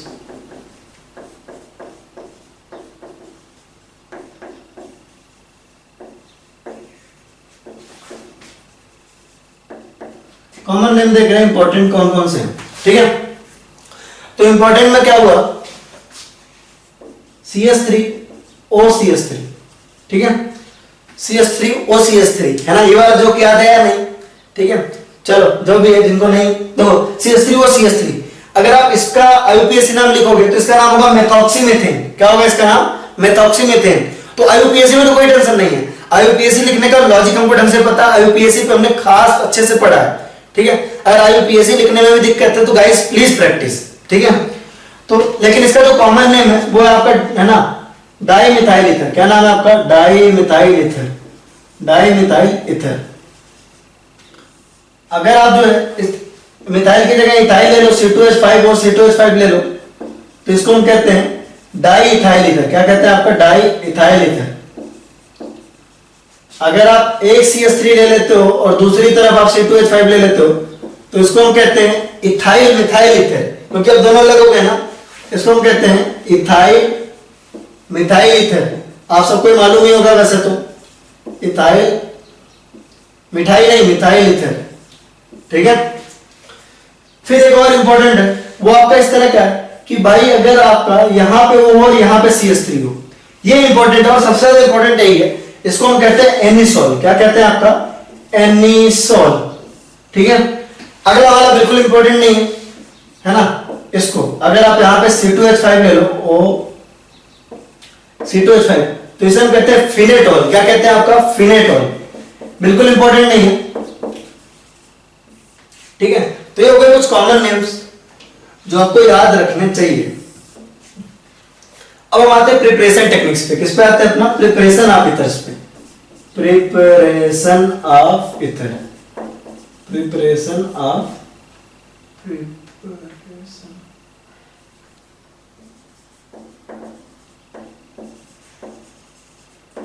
ठीक है। प्रिपरेशन ऑफ ईथर्स देख रहे हैं हम कि ईथर्स का प्रिपरेशन करते कैसे हैं, ठीक है। तो ईथर्स के प्रिपरेशन में जो पहली और सबसे ज्यादा इंपॉर्टेंट रिएक्शन है, वेरी इंपॉर्टेंट, अल्टीमेट इंपॉर्टेंट है, वो है आपका विलियमसन ईथर सिंथेसिस। क्या नाम है? Williamson ether synthesis, Williamson ether synthesis. इस टॉपिक को हम पहले पढ़ चुके हैं, बिल्कुल पहले पढ़ चुके हैं। आप बोल रहे हो कितना झूठ बोलते हैं, ये नहीं पढ़ा है इसको, लेकिन मैं कह रहा हूं पढ़ा है, बस इस नाम से नहीं पढ़ा है ना। नहीं तो आप सोच रहे हो कि अलग ही झूठा आदमी है ना, नहीं पढ़ा है, पढ़ा बोल रहा है पढ़ा दिया। बिल्कुल इस टॉपिक को हमने पढ़ा, बस इस नाम से नहीं पढ़ा। अभी देखेंगे खुद, हमने इसको विलियमसन ईथर सिंथेसिस के नाम से नहीं पढ़ा, लेकिन इस रिएक्शन को हमने पढ़ा। अच्छा एक बात बताओ, मारो गोली विलियमसन को। हम डायरेक्टली देखते हैं कि हमारे पास एक एल्काइल हैलाइड, मान लो ये CH3COCl, ठीक है, CH3Cl है। हमने कहा कि भाई इसका CH3O Na+ से रिएक्शन करवा दो। क्या होगा भाई आप बताओ, क्या होगा आप बताओ? होगा ये कि ये आपका क्या है? CH3O- RO- एक स्ट्रॉन्ग बेस है, स्ट्रॉन्ग न्यूक्लियोफाइल है, याद है? यहां पर क्या है? स्ट्रॉन्ग न्यूक्लियोफाइल है, स्ट्रॉन्ग न्यूक्लियोफाइल या बेस भी कह सकते हैं इसको। अगर इसका प्राइमरी है ना, प्राइमरी एल्काइल हैलाइड हमारे पास, इधर आपका प्राइमरी एल्काइल हैलाइड से रिएक्शन होगा, तो आपका क्या होगा? SN2 होगा। क्या होगा? SN2 होगा। चार्ट रिमेंबर करने की कोशिश करो। SN2 मैकेनिज्म होगी, है ना, बैक साइड से इसके ऊपर अटैक करेगा। ये किस साइड से अटैक करेगा? बैक साइड से अटैक करेगा, है ना। तो बेसिकली CH3O- जो है वो आपका बैक साइड से अटैक करेगा, किसके ऊपर? CH3Cl के ऊपर, और Cl से उसका बॉन्ड ब्रेक हो जाएगा। फाइनली बनेगा आपका क्या? CH3OCH3 बन जाएगा। देखो सिंपल सी बात है ना यार, ये Cl यहां से हटेगा और CH3 जो आएगा। ये तो हमने SN1 में पढ़ा था, simple SN1 SN2 even E2 में पढ़ा था। बस यही है विलियमसन ईथर सिंथेसिस। कि विलियमसन ईथर सिंथेसिस कहता है कि अगर प्राइमरी एल्काइल हैलाइड से हम इस तरह के किसी बेस का रिएक्शन करवाएं तो हमको ये मिल जाएगा, सिंपल, कोई दिक्कत। लेकिन इसमें दिक्कत ये है कि अगर हमने सेकेंडरी एल्काइल हैलाइड लिया होता, सेकेंडरी एल्काइल हैलाइड लिया होता, secondary alkyl halide, secondary alkyl halide लिया, या हमने टर्शियरी एल्काइल हैलाइड लिया। क्या लिया हमने? टर्शियरी एल्काइल हैलाइड लिया। प्राइमरी लिया, सॉरी प्राइमरी लिया तो हमारा SN2 हो गया। लेकिन सेकेंडरी और टर्शियरी के केस में अगर आप CH3O- से यानी कि RO- से रिएक्शन करवा रहे हो, इसका RO- Na+ से रिएक्शन करवा रहे हो, तो ये क्या आपका स्ट्रॉन्ग न्यूक्लियोफाइल है। क्या देगा आपका? E2 देंगे, दोनों आपका क्या देंगे? E2 देंगे। इस चीज को याद रखेंगे, एलिमिनेशन हो जाएगा और क्या बनेगा आपका? एल्कीन बनेगा। क्या बनेगा? एल्कीन बनेगा। तो आप अगर सेकेंडरी और टर्शियरी, है ना, एल्काइल हैलाइड ले रहे हो और उसको RO- से रिएक्शन करा रहे हो, तो डेफिनेटली आप धोखा खाने वाले हो। जाहिर सी बात है, आपका क्या बनेगा? एल्कीन बनेगा, E2 हो जाएगा। प्राइमरी से ही आपका ये बन पाएगा। This is nothing but Williamson ether synthesis, ठीक है। तो विलियमसन ईथर सिंथेसिस के हिसाब से कि भाई अगर R dash O minus Na plus का रिएक्शन RCl से करवा रहे हैं या RX से करवा रहे हैं तो आपका क्या बनता है, R डैश ओ आर बनता है, सिंपल। ये आपका विलियमसन ईथर सिंथेसिस, सिंपल यही तो था, इसी को हम कहते हैं विलियमसन ईथर सिंथेसिस। तो आपका क्या हुआ, ये जो आपका न्यूक्लियोफाइल स्ट्रॉन्ग है और आपका प्राइमरी अल्काइल हैलाइड यहां अटैक करेगा, जैसे जैसे इसका बॉन्ड बनता जाएगा वैसे वैसे वाला बॉन्ड ब्रेक होता जाएगा। SN2 तो होता है यही ना यार, कि जैसे जैसे इसके बीच बॉन्ड बनता जाएगा ये वाला बॉन्ड आपका क्या होगा, ब्रेक होता जाएगा, राइट। और आपका ये बन जाएगा इन्वर्जन ऑफ कॉन्फ़िगरेशन होगा, यहाँ पे क्या होगा आपका इन्वर्जन ऑफ कॉन्फ़िगरेशन भी होगा, SN2 में होता था ना आपका इन्वर्जन ऑफ कॉन्फ़िगरेशन होगा, इन्वर्जन ऑफ कॉन्फ़िगरेशन होगा। तो चलो अपने को अगर ये था, अपना को ऐसा था कि ये बनाना था CS3 OCS3 था, ये बनाना था अपने को, मान लो अपने का ये बनाना है तो अपने क्या लेना पड़ेगा CS3 O minus Na plus और इधर अपने को क्या चाहिए, क्या CS3 Cl चाहिए। तो होगा कुछ नहीं, होगा ये कि आपका ये वाला ग्रुप जो है वो आके इसके ऊपर अटैक करेगा, Cl हट जाएगा और क्या बनेगा आपका CS3 OCS3 बन जाएगा, राइट। अच्छा एक बात बताओ, अगर हमको C2H5 OC2H5 बनाना है, ऐसा बनाना है तो क्या करना पड़ेगा, कुछ नहीं, फिर हमारे लिए बहुत सिंपल है, अपने को क्या लेना पड़ेगा C2H5 O minus Na plus और अपने को इधर क्या लेना पड़ेगा C2H5 Cl। होगा कुछ नहीं, ये आपका न्यूक्लियोफाइल है, ये आपका क्या है न्यूक्लियोफाइल है, SN2 होगा, ये मैकेनिज्म आपका SN2 होगा, ये आपका न्यूक्लियोफाइल है, ये न्यूक्लियोफाइल यहां आएगा SN2 मैकेनिज्म से इसके ऊपर अटैक करेगा, Cl हटेगा और फाइनली बन क्या जाएगा आपका, फाइनली जो आपका बन के निकलेगा वो निकलेगा आपका C2H5 O C2H5। तो ये तो आपका विलियमसन ईथर सिंथेसिस। अब यही नहीं, बात यही नहीं खत्म होती, कुछ बहुत इंपॉर्टेंट चीज है इसमें, आगे हम देखते हैं कि मान लो आपको एनिसोल बनाना है, एनिसोल बनाने का देखते हैं भाई कि क्या कर सकते हैं एनिसोल बनाने के लिए। अच्छा एक बात बताओ कि अगर हम फिनॉल का रिएक्शन, फिनॉल आपका क्या है, एक एसिड है, फिनॉल आपका एक एसिड है, अगर इसका रिएक्शन हम NaOH से करवा दें, किससे करवा दें आपका NaOH से करवा दें, तो यहां पे आ जाएगा आपका ONA, राइट, ONA प्लस, ठीक है। तो अगर हम है ना फिनॉल लिए थे तो फिनॉल से हमने पहले NaOH से रिएक्शन करवाया, आपको सोडियम फिनॉक्साइड मिला, क्या मिला आपको सोडियम फिनॉक्साइड मिला। इसका रिएक्शन हम करवा रहे हैं CS3Cl से करवा रहे हैं, किससे करवा रहे हैं CS3Cl से करवा रहे हैं, ठीक है। होगा क्या, आपके पास ये न्यूक्लियोफाइल है, क्या है आपके पास ये न्यूक्लियोफाइल है, ये इसके ऊपर अटैक करेगा, SN2 होगा, क्या होगा आपका SN2 होगा और आपको बनेगा क्या, आपका एनिसोल बन जाएगा, क्या बन जाएगा एनिसोल बन जाएगा। एक और तरीका भी हो सकता था, अगर आपसे पूछा जाए कि और क्या तरीका होता था, तो ऐसा भी तो हो सकता था कि आप CS3O minus Na plus low और यहां पे आप क्या ले लो, यहां पे आप ले लो क्लोरोबेंजीन, तो भी तो आप सोच सकते थे कि ये आपका न्यूक्लियोफाइल है और ये इसके ऊपर क्या करेगा अटैक करेगा और ऐसा बना सकता है। ये तरीका बिल्कुल गलत है, केवल ये तरीका सही है। ये तरीका क्यों गलत है, क्योंकि पहली बात तो ये है कि ये हेलोएरीन है, क्या है हेलोएरीन है, ये क्या है आपका हेलोएरीन है, ये SN2 देगा ही नहीं, ये SN2 क्या करेगा देगा ही नहीं, तो ये वाला तरीका तो बहुत ज्यादा गलत है। और अगर देने वाला भी होता, मतलब अगर आज यहां से वाला बॉन्ड ब्रेक करने वाला भी होता तो ये सेकेंडरी है, ये E2 देता, ठीक है। तो यहां पे आपका सब्स्टिट्यूशन पॉसिबल ही नहीं है, तो ये वाला मेथड सही नहीं है। अगर आपको एनिसोल बनाना तो ये वाला मेथड आपको यूज करना पड़ेगा, आपको इधर सोडियम फिनॉक्साइड लेना पड़ेगा, आपको न्यूक्लियोफाइल मिल गया, आपका 1 डिग्री अल्काइल हैलाइड है, 1 डिग्री अल्काइल हैलाइड अगर हो तो हमारा SN2 बहुत अच्छा होता है, इनफैक्ट सबसे अच्छा होता है। आपका ये न्यूक्लियोफाइल आएगा, है ना, ये न्यूक्लियोफाइल आया और इसने इसके ऊपर अटैक किया और ये बना दिया, है ना, यहां से क्लोरीन हट गया, देखो यहां पे पहले क्लोरीन हुआ करता था, यहां पे पहले क्लोरीन हुआ करता था, क्लोरीन हट गया, ये वाला बॉन्ड आपका बन गया, आपका एनिसोल बन के क्या हुआ तैयार हो गया, क्या बन के तैयार हो गया आपका एनिसोल बन के तैयार हो गया। इस सब पे बहुत सारे क्वेश्चंस आए हैं, ठीक है, तो इस सबको अपने को ढंग से करना है। अच्छा मान लो अपने को ऐसा कुछ बनाना है, ठीक है, CS3 CO CS3, यहां पे आएगा CS3, यहां पे आएगा CS3। इसके दो मैं आपको तरीके बता रहा हूं, आप बताना दोनों में से कौन सा सही है, ठीक है। ये क्वेश्चन था आपके लिए, आपको ये बताना दोनों में से कौन सा तरीका सही है। अगला क्वेश्चन है है आपका CH3, यहाँ पे है CH3, यहाँ पे आपका CH3 O माइनस Na+, और इस तरफ आपका CH3Cl। एक तरीका तो हो सकता है कि भाई आपका ये न्यूक्लियोफाइल है, ये न्यूक्लियोफाइल इसके ऊपर अटैक करे CH3 के ऊपर, तो ये न्यूक्लियोफाइल अटैच हो जाएगा आपका CH3 के साथ। देखिए आपका ये न्यूक्लियोफाइल का पोर्शन था और ये आपका सबस्ट्रेट का पोर्शन था, यहां से आपका Cl हटा और ये आगे लग गया। एक दूसरा भी तरीका हो सकता है कि आप इधर CH3O लो, CH3O माइनस Na+ लो, और इधर आप CH3 और यहां पे आप ले लो Cl। तो क्या होगा, तो आपको अगर ऐसा लग रहा है कि ये न्यूक्लियोफाइल आपका यहां आके लग जाएगा और ये बनाएगा, तो गलत है, क्योंकि ये स्ट्रॉन्ग न्यूक्लियोफाइल और ये टर्शियरी अल्काइल हैलाइड है, इससे ये तो नहीं बन पाएगा, राइट। केवल ये वाला तरीका सही है, इसको सही से नोट करेंगे। ये वाला पॉसिबल नहीं है ना। यहां पे क्या होगा आपका E2 हो जाएगा, क्या हो जाएगा आपका E2 हो जाएगा, ठीक है। अगर इसको एक्चुअली कराओ, चलो इसको देख लेते हैं। अगर आप इसको एक्चुअली कराओ तो क्या हो जाएगा,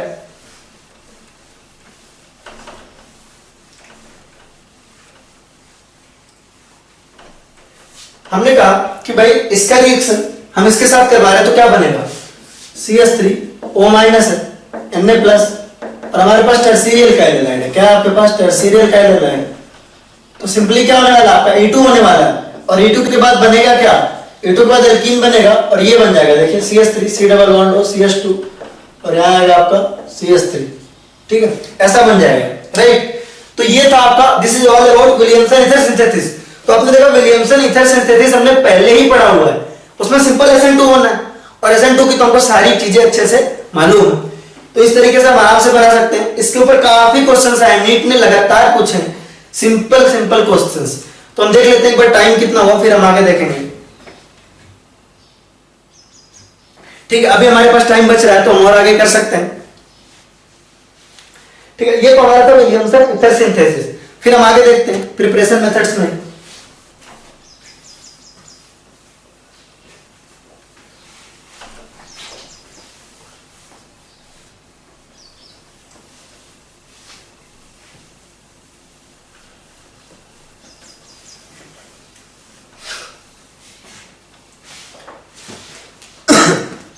चलो, टाइम से पहले मैं कभी नहीं छोड़ने वाला आपको, ठीक है। चलो तो अब हम लोग बहुत सिंपल सा मेथड बता रहे हैं आपको। आपको लगेगा ये भी तो हमको आता ही है, बस हम सोच नहीं पा रहे थे।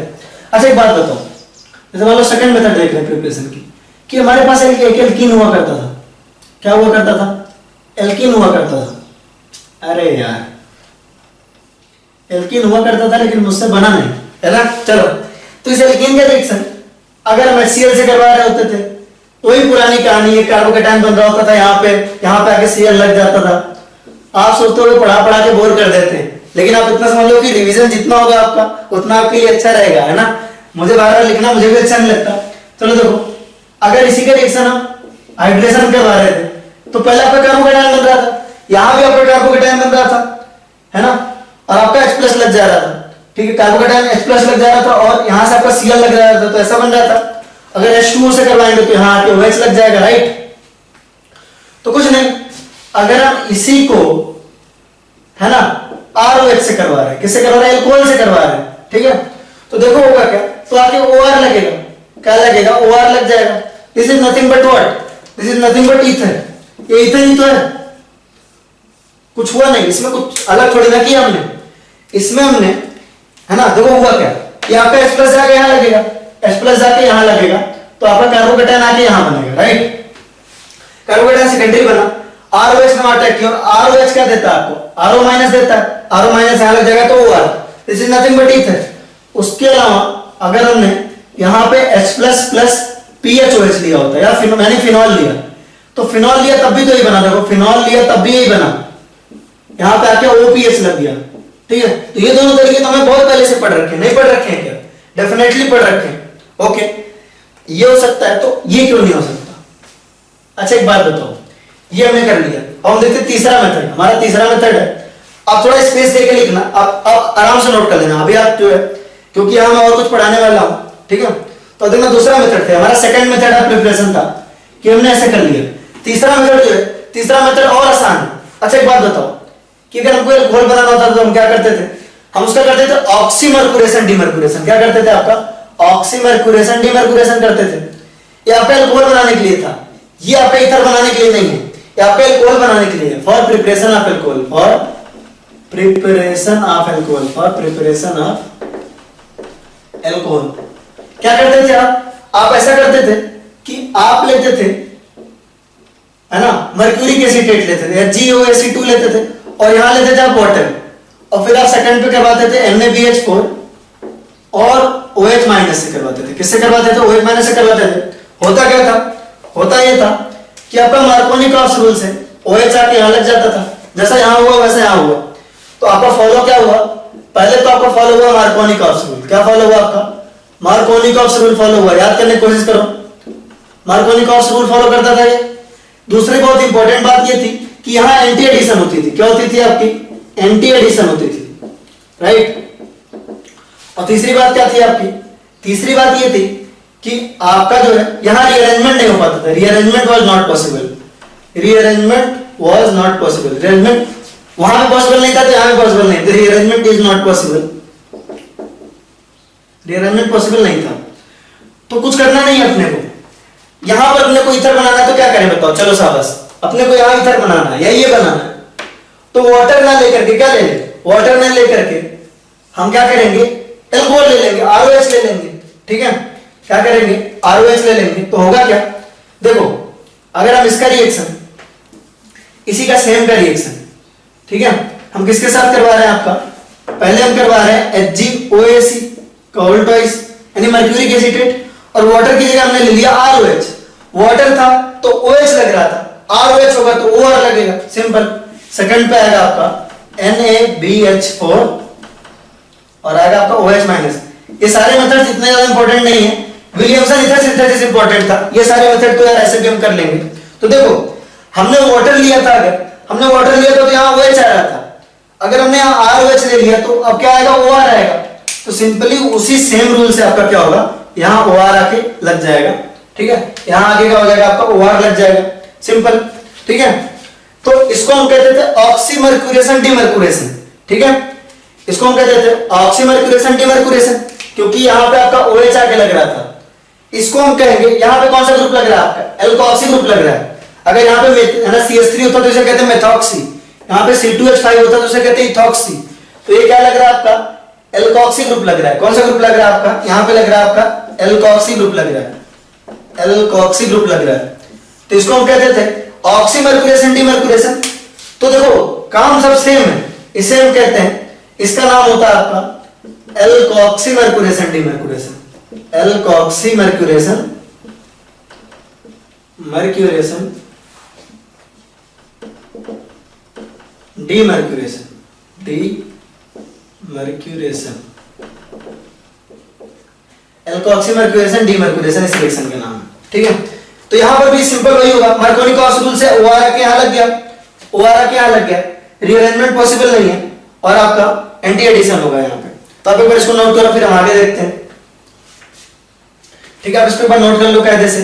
फिर आगे एक इंपॉर्टेंट चीज जो हमने पहले भी डिस्कस की थी, है ना, लेकिन हम बार बार उसको डिस्कस करते रहेंगे जिससे आपके दिमाग में वो जम जाए पूरी तरीके से। तो आपको क्या बताया था मैंने? ये बताया था कि फॉर एग्जांपल ऐसा कुछ ले लिया हमने, है ना, ये मजेदार एग्जांपल होने वाला है। दूसरे और तीसरे मेथड को कंबाइन करके, दूसरा मेथड हमारा ये था, तीसरा मेथड हमारा ये था। ये सारी चीजें हमको पहले से मालूम है ना, ये भी हमको पहले से मालूम था, विलियमसन ईथर सिंथेसिस भी हमको पहले से मालूम था। तो अब तक कोई नई चीज डिस्कस नहीं हुई, है ना, मैंने अपने वादे के हिसाब से खरे उतरे हैं बिल्कुल, ठीक है। जैसे मान लो ये वाला एग्जांपल ले लो, फेमस एग्जांपल, है ना। अगर इसका रिएक्शन HCl से होगा, ठीक है, तो क्या होगा? पहले कार्बोकैटायन बनेगा, पहले आपका क्या होगा? यहाँ कार्बोकैटायन बनेगा, कार्बोकैटायन बनेगा, ये रीअरेंज होके यहाँ आएगा, राइट, और यहाँ पे आके Cl लग जाएगा, तो यहाँ आ गया Cl लग गया। इसी का रिएक्शन अगर हमने H+/H2O से करवाया तो आपका यहाँ आके OH लग जाएगा, ये तो अल्कोहल का प्रिपरेशन हो गया। लेकिन अगर इसी का रिएक्शन हमने H+/ROH से करवाया तो यहाँ आके क्या लग जाएगा? आपका OR लग जाएगा, ठीक है, राइट।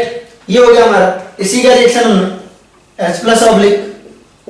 H+/PHOH से करवाया तो यहाँ आके क्या होगा? आपका OPH लग जाएगा, लेकिन कमाल की बात यह है कि अगर इसका रिएक्शन हम इससे करवाएं, देखो अगर इसका रिएक्शन हम इससे करवा रहे थे, पहले हम करवा रहे थे HgOAC whole twice H2O, oxymercuration demercuration है ना, ऑक्सीमर्क्यूरेशन डीमर्क्यूरेशन करवा रहे तो होगा क्या?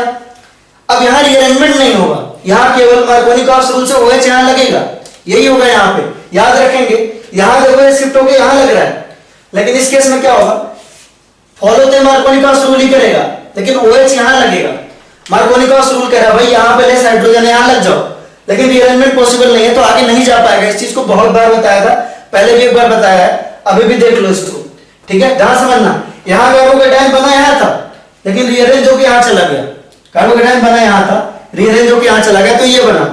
यहां पे क्या है आपका, यहां पे आपका मार्कोनिकॉफ रूल से यहां लगना चाहिए, रीअरेंजमेंट है नहीं तो आगे बढ़ ही नहीं पाएगा, तो यहां आके OH लगेगा।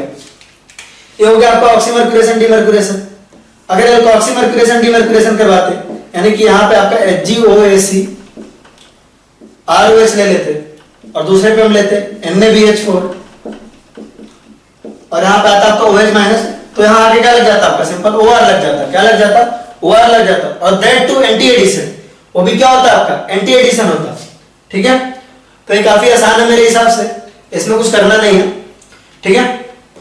यानी कहने का मतलब क्या है, कहने का मतलब ये है कि अगर हमने ऐसा कोई एल्कीन लिया, ऐसा कोई एल्कीन लिया और इसमें हम करवा रहे हैं आपका, पहले हम करवा रहे हैं HgOAC का होल ट्वाइस, फिर हम करवा रहे हैं ROH और दूसरे पे हमारा आ रहा है क्या, NaBH4 और OH माइनस, ऐसा है हमारे पास, ठीक है। तो होगा क्या, अब आपको पता है इस केस में क्या है, यहां पे हमने ROH लिया है तो OR लगना चाहिए, तो OR लगेगा कहां, मार्कोनिकॉफ रूल के हिसाब से OR को यहां लगना चाहिए, तो बिल्कुल यहां लगेगा आपका। होगा क्या, आपका OR यहां आ जाएगा। तो मान लो एक केस में आपका OR ऊपर आता है, प्लेन से ऊपर आता है OR, तो ये नीचे चला जाएगा आपका मिथाइल जो है, ये मिथाइल ग्रुप भी है ना आपका CH3, ठीक है, आई एम सॉरी, यहां पे आएगा आपका CH3। तो अगर देखो ये OR ऊपर जा रहा था तो एंटी एडिशन हो रहा है, तो आपका H कहां जाएगा, आपका नीचे जाएगा। और अगर OR नीचे जा रहा होता, देखो इधर OR अगर नीचे जा रहा होता, यहां पे डबल बॉन्ड नहीं रहेगा, OR अगर नीचे जा रहा होता तो CH3 आपका ऊपर आ रहा होता ऐसे, और आपका हाइड्रोजन भी ऐसे ऊपर आ रहा होता, एंटी एडिशन हो रहा होता। क्या होता आपका, एंटी एडिशन हो रहा था। ये काफी आसान है मेरे हिसाब से, ठीक है, तो इसमें कोई दिक्कत की बात नहीं है। तो सिंपल आपका क्या हुआ, हमने यहाँ पे ऑक्सीमर्क्यूरेशन डीमर्क्यूरेशन करवाया, आपका ROH से RO माइनस निकलेगा, RO माइनस आपका यहाँ आके अटैच होगा, या तो ऊपर अटैच हो सकता है तो नीचे अटैच हो सकता है, प्लेन से ऊपर आते हुए प्लेन से नीचे जाते हुए, ठीक है। अगर ये प्लेन से ऊपर जा रहा है तो हाइड्रोजन दूसरे साइड पे क्या होगा, प्लेन से नीचे जा रहा होगा, और अगर ये नीचे जा रहा है प्लेन से तो हाइड्रोजन क्या होगा आपका, प्लेन से ऊपर आ रहा है, देखिए, ठीक है। तो बिल्कुल आसान सा कॉन्सेप्ट है, ये सारी चीजें एग्जाम में पूछे जाने के चांसेस कम है क्योंकि पढ़ाते नहीं आमतौर पे, तो ये सारी चीजें एनसीईआरटी में भी नहीं है, लेकिन है बहुत आसान। अगर हमारे प्रीवियस कॉन्सेप्ट से लिंक है तो पढ़ने में क्या जाता है, थोड़े से एफर्ट से हमको और एक्स्ट्रा नॉलेज हो जाती है, ठीक है। तो ये हो गया, अब एक बार टाइम देख लेते हैं कितना हुआ। ठीक है, टाइम हो गया। इस पे आपको बहुत सारे असाइनमेंट मिल जाएगा, आपको क्वेश्चन प्रैक्टिस करने के लिए मिल जाएगा अच्छा खासा। आज के लेक्चर के लिए, आज के लिए बस इतना ही गाइस, है ना। आज मैंने प्रॉपर 1 घंटे में आपको छोड़ दिया क्योंकि अगले लेक्चर में हमारा थोड़ी पोर्शन तो खत्म हो जाएगा इस चैप्टर का पूरा, इथर्स भी खत्म हो जाएगा प्रॉपर, ठीक है। तो ठीक है, आज के लिए इतना ही, है ना। खुश हो गए होंगे आप, अभी वो लास्ट में जो लेक्चर खत्म होता है ना तो बच्चे भागते हैं लेक्चर में से, उसी का सारे वेट करते हैं। तो ठीक है, यहीं पे खत्म करते हैं आज का लेक्चर। तो आज हमने सारी चीजें वही पढ़ी जो हमको पहले से आती थी। अगले लेक्चर में हम और भी इंपॉर्टेंट पढ़ेंगे, प्रिपरेशन मेथड एक आध पढ़ के हम उसकी प्रॉपर्टी डिस्कस करेंगे और ये चैप्टर हमारा क्या हो जाएगा, खत्म हो जाएगा, ठीक है। तब तक के लिए अपना अपने फैमिली का ध्यान रखें guys, take care, tata bye bye.